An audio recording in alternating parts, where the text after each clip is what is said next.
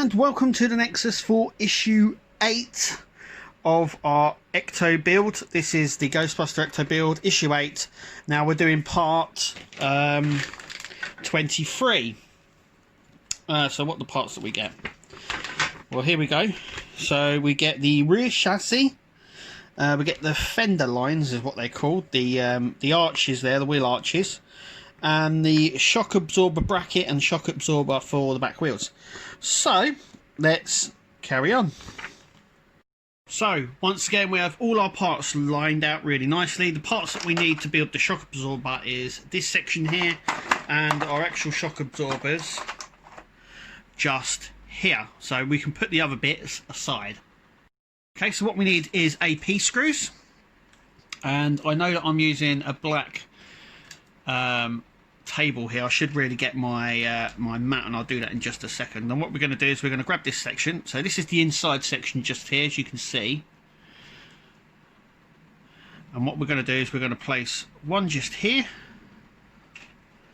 and one just here, and they're both going to sort of sit facing away from each other, so sort of like that on both sides. So that's what I'm going to do now. Okay, so just like that, as you can see. Just trying to focus there, as you can see there. So, I mean, they're still movable,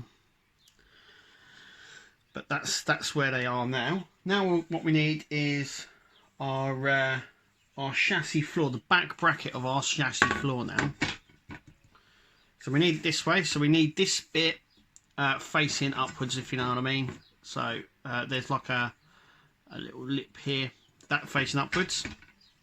And now what we're going to do is we've got a guide pin just here. I'm going to try and make it a little bit better to see. Okay, so there's a guide pin just here. There's a little hole just there. And that is where that guide pin is going to sit, like so. And now what we're going to do is we're going to flip it around the other side, and we're going to attach this with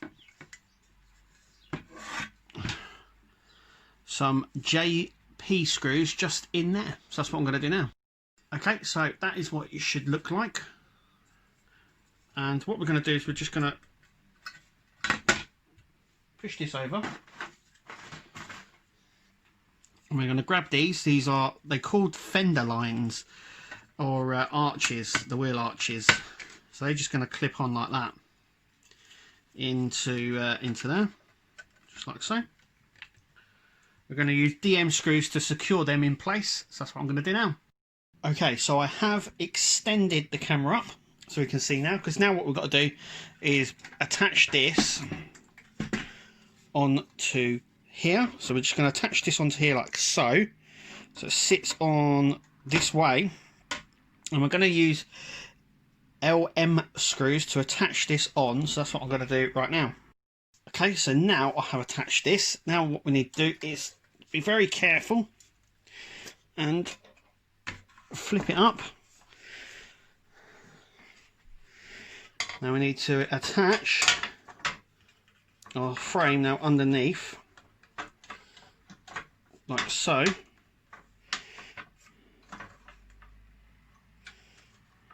And what we've got to make sure is that we pull these sections up just here, like so. So they sit just like that. We're going to now flip it over, and we're going to use CM screws to attach the frame underneath, and that's what we're going to do now. Okay, so now I've got ahead and done that. This thing is huge. So, and incredibly heavy. So I'm just going to stand back here.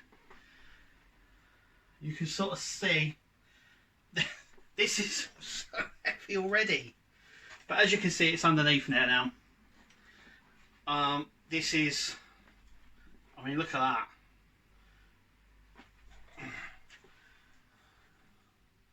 It is massive.